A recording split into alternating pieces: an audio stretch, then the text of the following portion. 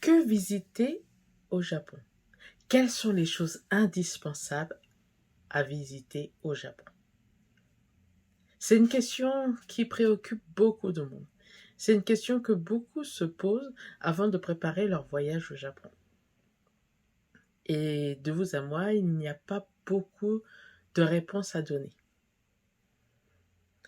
C'est pour ça que, avec mon expérience de voyage au Japon, je vais vous en donner une. Une qui pourrait résumer toutes les réponses. Mais en même temps, lorsque je vais vous donner cette réponse, je vais vous expliquer pourquoi.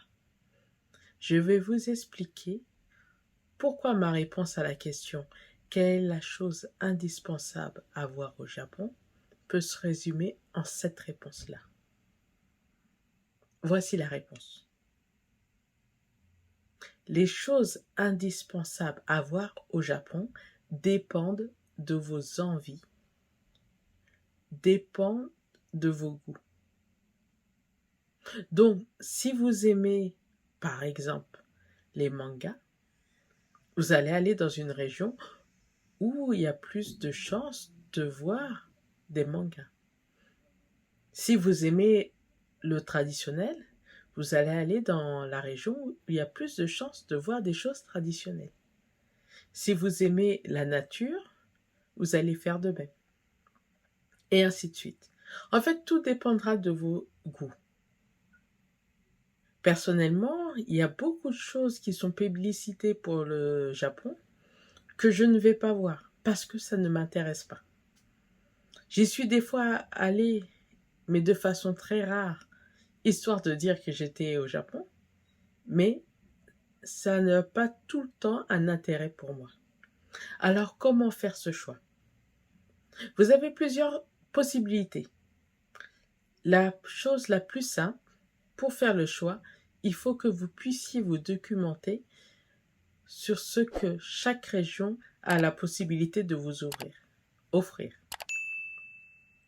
En vous documentant sur ce que la région propose, vous allez pouvoir décider si oui ou non cette région est faite pour vous. Une autre façon de faire, c'est de décider, selon vos envies, qu'est-ce que vous avez la possibilité de faire. Bien sûr, il y aura toujours la notion argent, donc budget. Mais ça ne doit pas être la première chose qui doit vous aider à faire ce choix. Bien au contraire. Prenez le temps de lister sur une feuille de papier ou sur l'ordinateur ou de vous faire un vision board de tout ce que vous avez envie de faire. Faites-le pour pouvoir trier ce qui vous intéresse ou pas. Et ensuite, mettez-le dans votre séjour, selon la durée de votre séjour, pour voir si c'est possible ou pas. Lorsque vous aurez fait cela, vous serez tranquille. Vous aurez vu les choses indispensables que vous avez décidé de voir selon votre envie. Une troisième solution est de faire le même trajet que tout le monde. Vous allez simplement voir sur Internet différents trajets que vous allez décider pour savoir si ça vous plaît ou pas, si ça colle à votre emploi du temps. Ce ne sera pas exactement ce que vous avez envie, mais vous verrez les choses les plus caractéristiques de la région que vous allez visiter, ou sinon simplement du Japon, parce que vous allez faire une route que j'appelle une route classique. Mais si ça ne vous plaît pas, vous allez ajuster en faisant vos propres recherches. Et si vous ne savez pas où vous pouvez faire vos recherches, vous pouvez toujours vous abonner à cette chaîne.